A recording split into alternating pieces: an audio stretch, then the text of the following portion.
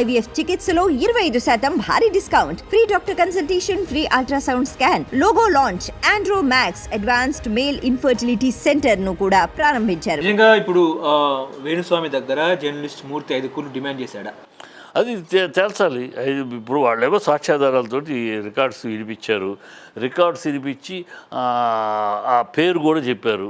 అతను మాట్లాడింది పేరు చెప్పారు. పేరు అతను దీంట్లో ఇతను అడిగి దీంట్లో వీళ్ళు మాట్లాడుతున్నారు కానీ అతను చెప్పింది ఏంటి ఆడియోలో 5 కోట్లు అడిగారు. జూబ్లీ హిల్స్ దగ్గర అడిగారు. అమర్నాథ్ రెడ్డి, అమర్నాథ్ నాయుడు అనే వ్యక్తి అక్కడ వాళ్ళు ఎడిట్ దీంట్లో ఉంటాడు. అతను మాట్లాడాడు. దాంట్లో ఇతను అడిగాడు అది ఎవరెవరికి అందుద్ది అంటే వాళ్ళు ఏదో వీళ్ళకి అందుద్దా డబ్బు అంటే మరి మూర్తికి కూడా అందుద్దా అని అడిగాడు. మూర్తికి అందుద్ది, ఆ పద్మకి అందుద్ది, ఇంకోళ్ళకి అందరికీ అందుద్ది, అందరూ షేర్ దీంట్లో, అందుకనే పెద్ద అమౌంట్ అని కూడా అతను చెప్పడం జరిగింది. సో ఇది అతను చెప్పాడు, పేర్లతో సహా ఇచ్చాడు, ఫోటో కూడా చూపించాడు. అమర్నాథ్ నాయుడు అతను ఎడిట్లో ఉంటాడు అన్నాడు. చూపిస్తే అతను బిజీ TV5లో ఉన్నాడా, పనిచేసాడా, గతంలో పనిచేసాడా, ఇప్పుడు ఉన్నాడా, పనిచేసేవాడు, అతను ఆ ఫోటో తెలిసిపోతుంది కదా, అది మాట్లాడాలి. అది వదిలేసేసి ఛాలెంజ్లు ఏంటి? అతను నీ పేరు చెప్పుకుని వాడే వచ్చాడా, నువ్వు పంపిస్తే వచ్చాడా, నీ పేరు వాడుకుంటున్నాడా, TV5 పేరు మూర్తి పేరు చెప్తే మనకు ఎంట్రీ ఉంటుందని వాడుకున్నాడా, లేదు నువ్వు నీ తరపున ఎవరన్నా నేను చెప్పుకుంటానులే మూర్తికి, నువ్వు వెళ్ళి మూర్తి పేరు చెప్పి అడుగు అని అన్నారా? ఏమీ తేలాలి.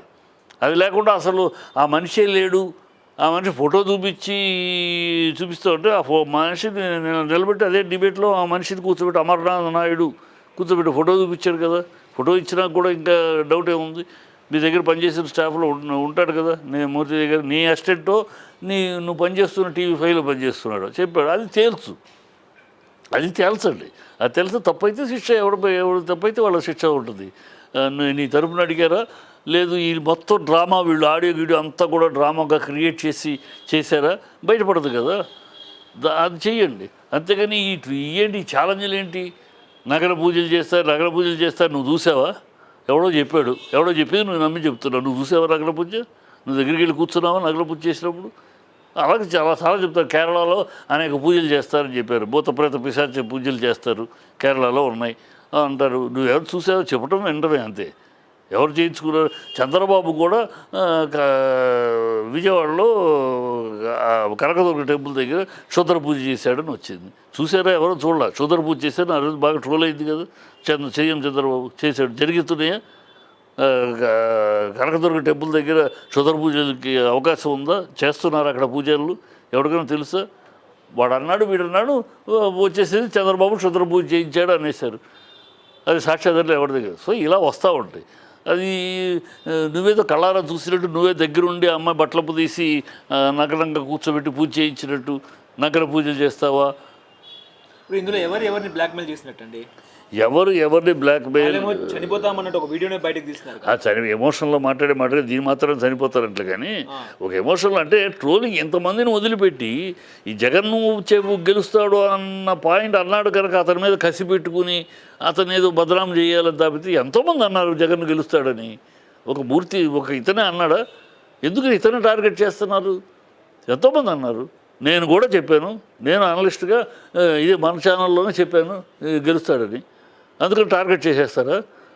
ఒక క్యాల్కులేషన్ చెప్పాము, ఏమేమి గోల్మాలు జరిగినాయో, ఎలా జరిగినాయో. 40% ఓట్లు రావడం ఏంటి, 11 సీట్లే రావడం ఏంటి? ఇప్పటికీ ఇది అనాన్సర్డ్ క్వశ్చన్స్, సమాధానం లేని ప్రశ్నలుగా ఉన్నాయి. సో ఏమైతే చెప్పాము, అయిపోయింది. అందుకని మీరన్నీ నిజాలు చెప్తున్నారా? మీ యూట్యూబర్స్ కానీ ఛానల్స్ కానీ అన్ని నిజాలు చెప్తున్నారా? ఊహాగానాలు మీరు చెప్పట్లా? క్యాల్కులేషన్ అవి తప్పైతే అందుకని మిమ్మల్ని ఉరి తీయాలా, మిమ్మల్ని బదనాం చేయాలా? ఏం మాట్లాడుతున్నారు? జరుగుతుంటే ఆయన చెప్పినట్లు 80% అయినాయి, 20% అవ్వాలా. ఎవరి 20%ని భూతత్వంతో చూపించి ఇది అవ్వలేదు, అది అవ్వలేదు, ఇది అయ్యిందని మరి ఉన్నాయి. అవ్వట్టే ఆయన దగ్గర ఎవడు జనాలేమీ ఎరిపప్పలు కాదు. ఒక వ్యక్తి వెనకాల పరిగెడుతున్నారు, వ్యక్తి వెనకాల మా జాతకం చెప్పండి అని అడగడానికి వెళ్తున్నారంటే ఎరిపప్పులు కాదు. అతను చెప్పిన దాంట్లో జరగబట్టి మోర్ దాన్ 50%, ఒక 80% దాకా జరగబట్టి ఆయన చెప్పింది చాలా కరెక్ట్గా జరుగుతున్నాయి, మనకేం చెప్తాడో మన కష్ట సుఖాలను చెప్పుకుందామని వెళ్తారు. వాళ్ళందరూ ఎరిపప్పులు కాదు. మీరే పెద్ద మేధావుల్లాగా మీకే అన్ని తెలుస్తున్నట్టు మాట్లాడితే ఎట్ట? అది కరెక్ట్ కాదు కదా.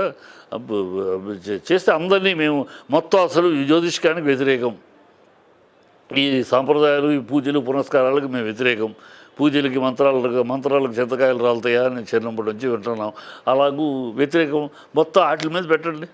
ఒక వ్యక్తిని టార్గెట్ చేస్తారు ఎందుకు? ఒక వ్యక్తిని టార్గెట్ చేయాల్సిన అవసరం ఏమొచ్చింది? అక్కడే క్వశ్చన్ మార్క్ వస్తుంది. క్వశ్చన్ మార్క్ ఇంతమంది ఉంటే ఇదే మస్తానరావు చెప్పాడు ఓడిపోతాడని, గెలుస్తాడని. అనేక 29 మంది చెప్పారు. అనేక జ్యోతిషుల పేరు రాంబాబు, ఆయన చెప్పాడు జగనే గెలుస్తాడని, కళానిధి రాంబాబు, అలా చాలామంది ఉన్నారు చెప్పినవాళ్ళు ఆయనే జగనే గెలుస్తాడు. మరి వాళ్ళు ఎవరిని పట్టించుకోరు ఎందుకు? వాళ్ళని ఎవరిని లైన్లోకి తీసుకొచ్చి కూర్చోబెట్టి బదనాం చేయడానికి ప్రయత్నించలేదు ఎందుకు? పర్టికులర్ ఇతను మాత్రమే టార్గెట్ చేస్తున్నారు. 30 మంది చెప్పారు జగన్ గెలుస్తాడు జ్యోతిష్కులు. నువ్వు చూస్తే రికార్డ్స్ 30 మంది దాకా, దాదాపు 25 నుంచి 30 మంది దాకా జ్యోతిష్యులు జగనే గెలుస్తాడని చెప్పారు. వాళ్ళందరినీ వదిలేసి ఈయన మాత్రమే, వేణుస్వామిని మాత్రమే ఎందుకు అటాక్ చేస్తున్నారు? There is something fishy. అది అందుకనే చెప్పుకుంటున్నాడు అతను ఇలా టార్గెట్ చేస్తున్నారు. అది నిజమాబద్ధమో తేలాలి, తేల్చాలి, కోర్టులో తేల్చాలి అంతే. పోలీస్ స్టేషన్ కంప్లైంట్ ఇస్తే వాళ్ళు అది తీసుకోలేదు, రిజెక్ట్ చేశారు. ఇది మేమే కేసు ఫైల్ చేస్తాం దీని మీద. మీద బ్రాహ్మణ సంఘాలు కానీ జ్యోతిష నిపుణులు కానీ వాళ్ళు ఎటువంటి రియాక్షన్ ఉంది వాళ్ళకి? జ్యోతిష నిపుణులు చాలామంది ఈర్ష్య, ప్రొఫెషనల్ ద్వేషంతో ఈయన్ని తప్పుపడతానికి చేస్తారు. ఇప్పుడు అదే ఛానల్లో ఏదో ఒక ఛానల్లో ఒక ఛానల్ ఎదుగుతున్నప్పుడు ఆయన వేణుస్వామి జాతకాన్ని చెప్తున్నాడు అతను, ఒక ఆయన మహానుభావుడు. మరి నువ్వు ఎట్లా చెప్పావు వేణుస్వామి అడిగాడు నేను జాతకం చెప్పని, నువ్వు ఎందుకు చెప్తున్నా? ఇంకో ఛానల్లో ఇంకోటి చెప్తాడు, అతను చచ్చిపోతాడు, ఆయన ముగింపు ఇలా ఉంటుందని ఎవడో చెప్తాడు. ఎవడు అడిగాడు నేను ఎవడో అడిగాడు? ఛానల్ అడిగితే చెప్తున్నా. నువ్వు ఎందుకు చెప్పావు అంటే నువ్వు చేస్తే సంసారము, ఆయన చేస్తే వ్యభిచారము. వేణుస్వామి దగ్గర పైసలు బాగున్నాయి, ఆయన ఫామ్ హౌస్ కూడా ఉంది, డబ్బులు బాగా సంపాదించినాడు అని ఒక చర్చ నడుస్తుంది, నిజమేనా? డబ్బులు సంపాదిస్తే తప్పే ఉంటమ్మా. వాళ్ళ వృత్తిలో ఆయన సక్సెస్ఫుల్ కనుక సంపాదించాడు. దానికి నీకు ఈర్ష్య ఎందుకు?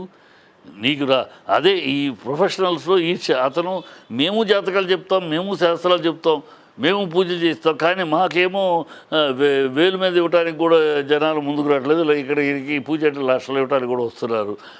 ఆ ఈర్ష్య, ఆ ప్రొఫెషనల్ జెలసీ, దాని మీద వీళ్ళందరూ మాట్లాడుతూ ఉంటారు. అది అంతకన్నా ఆయన సంపాదించుకోవడం. నీ ఇంట్లో నీ జేబులో డబ్బు కొల్లగొట్టాడు. ఎవరన్నా ఈ 10 ఏళ్లలో వేణుస్వామి జాతకం చెప్పడం వల్ల నేను ఇలా నష్టపోయాను అని 10 ఏళ్ళలో చెప్పారా? ఇవాళ ఎవడో నేను కూర్చోబెట్టి మాట్లాడతారండి. ఈడేమయ్యాడు? 2017లో ఎప్పుడో జరిగిందంట, 2007లో ఎప్పుడో జరిగిందంట. మరి ఇన్నేళ్ళు ఏం చేశాడు? ఇన్నేళ్ళు ఏం చేశాడని ఇన్నాళ్ళు చేస్తే ఇవాళ వచ్చి టీవీలో కూర్చొని నాకు అన్యాయం జరిగింది ఎలా చెప్తారు? 10 ఏళ్ళు గోల్డ్ గిలుకుంటూ కూర్చున్నాడా? ఇవన్నీ దాన్ని బట్టి కనబడతాయి. ఎంత క్రియేటెడ్గా కనబడతాయి. టోటల్గా దరిద్రంగా ఉంది, అసహ్యంగా ఉంది.